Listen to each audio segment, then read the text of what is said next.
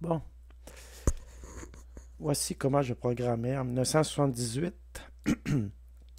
je suis dans le moniteur de P1, de Pomme 1, Pomme 1 Monitor. J'ai écrit sur un papier le petit programme que je voulais exécuter. Il va être chargé à l'adresse 200. Ici, c'est les instructions d'assembleur. Load A8, load X 208, trap, return. Puis après, c'est le message que je vois qui va s'afficher à l'écran. Et ensuite, ça c'est juste le message en texte. Ça c'est le code que je vais rentrer pour représenter ce message-là, l'adresse 208. Donc, je commence à 200. Et voici les codes que j'ai traduits à partir des instructions assembleur A6, 8, A, E, 2, 8, 83, 81. Ça, c'est le programme à proprement parler. Maintenant, 208, c'est le message. A, 48, 45, 4C, 4C, 4F. Ça, c'est les caractères ASCII, les codes ASCII qui correspondent au message Hello World. 4F, 2-0, l'espace, 5-7 pour le W, 200, j'avais oublié de faire mon 2 points, 0, 2 points pour modifier la mémoire, A, 48, 45, 4C, 4C, 4F, 2-0, 5-7, 210, je continue mon message, 4F, 5-2, 4C, 4-4, 0. Avant de mettre le 0, je vais mettre un point d'exclamation. Point d'exclamation, c'est 21. 0. Tiens. J'avais encore oublié de mettre mes 2 points. Je recommence. 4F.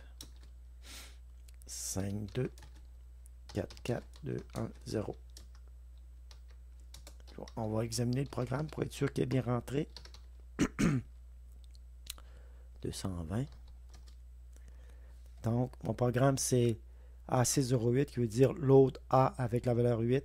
AE0208 veut dire load le registre X, la valeur hexadécimale 208. J'ai oublié de dire que tout ça, c'est en hexadécimal, évidemment.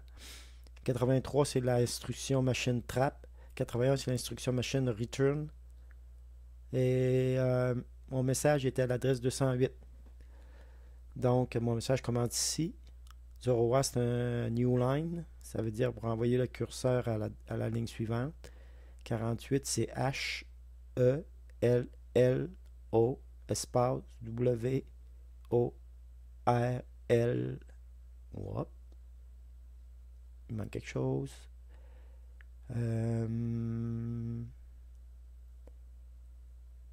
H, E, L, L, O, espace, W, O, R, L. Il manque le D. Le D. Voyons. On va aller voir mes ASCII. D, c'est 4-4. L, c'est 4C. Il manque le 4C avant le 4-4. Donc, je vais commencer à l'adresse 210, 11, 12. 212, 4C, 44, 2, 1, 0. 200 à 220. RLD, exclamation 0. Donc, je fais 200. Pour l'exécuter, je fais R, Hello World. R, Hello World.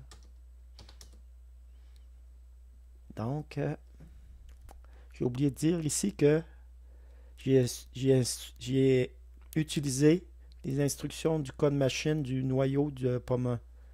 P1 kernel offre des fonctions. Voici les fonctions offertes par le noyau kernel. La fonction 8, c'est putString.